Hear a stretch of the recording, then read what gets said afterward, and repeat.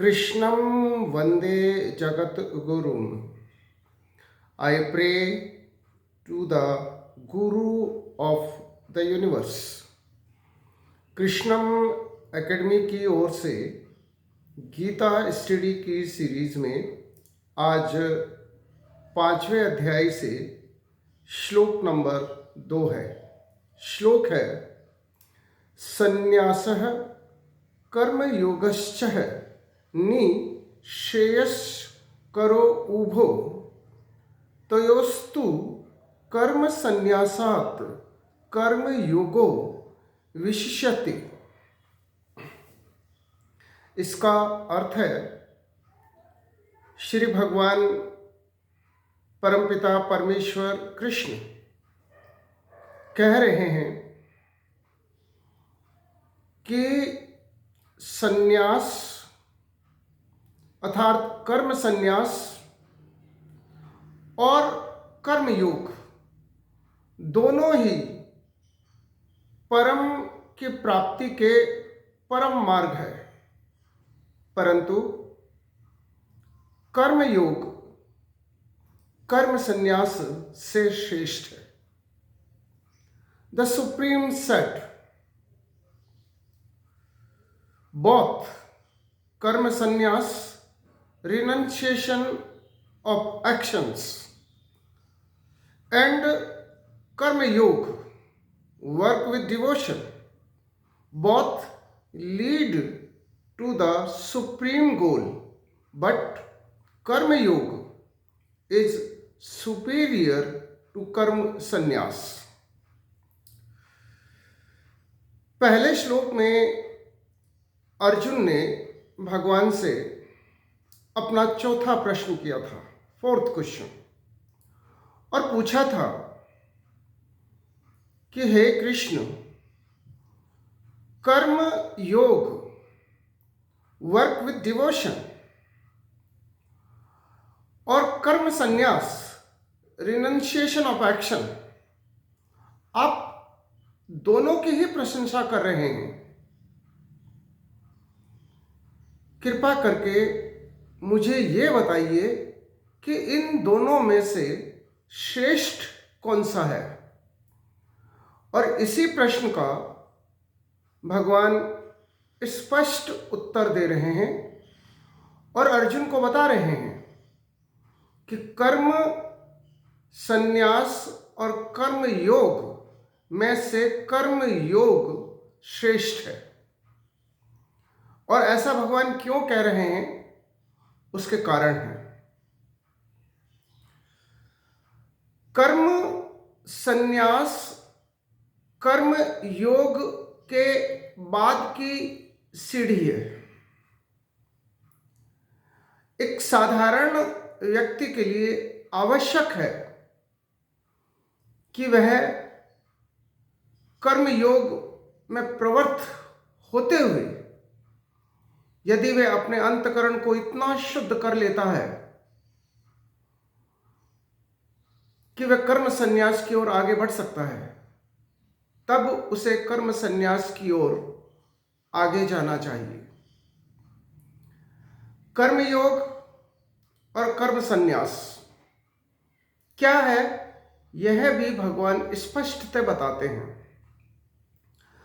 कर्मयोग का अर्थ है कि व्यक्ति अपने सामाजिक दायित्वों का निर्वहन करते हुए अपने आध्यात्मिक कर्तव्यों का पालन करे, अर्थात समाज में भी रहे और अपने नियत कर्तव्यों का पालन भी करे, परंतु उन नियत कर्तव्यों को करते हुए भी उसका मन सदैव परमपिता में रहता है, तो ऐसा व्यक्ति कर्मयोगी कहलाता है। परंतु यदि आपको सांसारिकता से पूर्णतः विरक्ति हो गई है, तो आवश्यक नहीं है कि आप अपने सामाजिक दायित्वों का निर्वहन करें। और ऐसी स्थिति में कर्म संन्यास का मार्ग सामने आता है। और कर्म संन्यास में व्यक्ति केवल और केवल परम पिता में लीन रहता है। और इसका बहुत बढ़िया उदाहरण है, जब भगवान राम वनवास को जा रहे थे तो लक्ष्मण उनके साथ चलने लगे। तो भगवान ने लक्ष्मण को उनके सामाजिक दायित्व की याद दिलाई और वन में न चलने का आग्रह किया।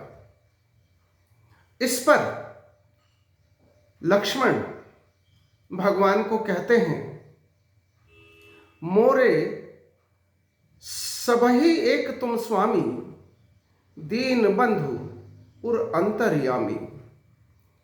हे राम, आप मेरे पिता भी हैं, माता भी हैं, बंधु भी हैं, सखा भी हैं, सब कुछ हैं आप। और इसलिए मैं केवल और केवल अपने अंतर मन में आपका ध्यान करता हूँ और मैं आपके साथ चलूँगा। अर्थात लक्ष्मण ने अपने सामाजिक दायित्वों का त्याग कर दिया और कर्म संन्यास का मार्ग अपनाते हुए वह पूर्णतः प्रभु सेवा में लीन हो गए। इसी प्रकार का दूसरा उदाहरण है मीरा। मीरा ने भी सांसारिकता का त्याग कर दिया, लोक लाज का त्याग कर दिया और स्पष्ट घोषणा कर दी, जाके सिर मोर मुकुट मेरो पति सोई। इस प्रकार का भाव यदि व्यक्ति में आता है कि वो संसारिकता से उसे पूर्णतः विरक्ति हो जाती है और उसका पूरा ध्यान परमात्मा में लग जाता है, तो ऐसे व्यक्ति के लिए कर्म संन्यास का मार्ग है। परंतु यदि आप सन्यासी होकर भी सांसारिकता से विरक्त नहीं हो सकते, सांसारिक सुखों की लालसा आप में बनी रहती है, आप भगवा पहन लेते हैं, परंतु आपका मन भगवा नहीं हो पाता है, तो जरूरी है कि आप कर्म संन्यास की ओर ना जाएं। कर्म संन्यास के लिए अभी आप परिपक्व नहीं हुए हैं और ऐसे स्थिति में आपको कर्म योग का मार्ग अपनाना चाहिए। और इसीलिए भगवान उस बात को ध्यान में रखते हुए हम जैसे साधारण मनुष्यों के लिए कर्म संन्यास से कर्म योग को श्रेष्ठ बता रहे हैं, क्योंकि कर्म योग एक ऐसी स्थिति है जब हम सांसारिकता में भी रह सकते हैं, अपने सामाजिक दायित्वों का भी निर्वहन करते हैं और सांसारिकता में रहते हुए भी हमारा मन परमपिता में लगा रहता है। हम जो भी करते हैं सुप्रीम को समर्पित करते हुए करते हैं और हमारा जीवन कमलवत होता है, जो पानी में रहते हुए भी, कीचड़ में रहते हुए भी कीचड़ में रहता नहीं है, उससे अप्रभावित रहता है। तो ऐसा व्यक्ति जो अपने सांसारिक दायित्वों का निर्वहन भी करता है परंतु मन से वो परमात्मा में लगा रहता है, तो ऐसी स्थिति कर्म योग की स्थिति है। राजा जनक इसके उदाहरण हैं। ऐसे कई महापुरुष हुए हैं जो भौतिकता में रहते हुए भी पूर्णतः आध्यात्मिक थे, परंतु यदि आपको लक्ष्मण जैसे भाव, मीरा जैसे भाव प्राप्त हो जाते हैं तो आप कर्म योग से कर्म संन्यास की ओर आगे बढ़ सकते हैं। परंतु कहीं ऐसा ना हो कि आप संसार और सांसारिकता, भौतिकता और भौतिक सुखों से विरक्त नहीं हो पाते हैं और जल्दबाजी में आप संन्यास का मार्ग चुन लेते हैं और वहाँ जाने के बाद आपको ये आभास होता है कि आप अभी कर्म संन्यास के लिए परिपक्व नहीं हुए हैं, क्योंकि आपका मन अभी भी सांसारिकता में है, आपका मन अभी भी भटकता है। यदि आपका मन सांसारिकता में, सांसारिक सुखों में नहीं भटके और आप सब कुछ त्याग करके सेल्फ को यानी स्वयं को सुप्रीम के साथ मर्ज कर देते हैं, तो ऐसी स्थिति को कर्म संन्यास की स्थिति कही जाती है। परंतु सावधान रहें कि कर्म संन्यास का मार्ग अत्यंत दुष्कर मार्ग है। आपका मन केवल और केवल परमात्मा में लीन रहना चाहिए। अगर आपका मन भटकता है तो फिर आप कहीं के नहीं रहते हैं। कर्म योग में इतना तो है कि आप सांसारिकता में रहते हुए इस तरह का अभ्यास करें कि आप अपने मन को परमात्मा में लगा सकें।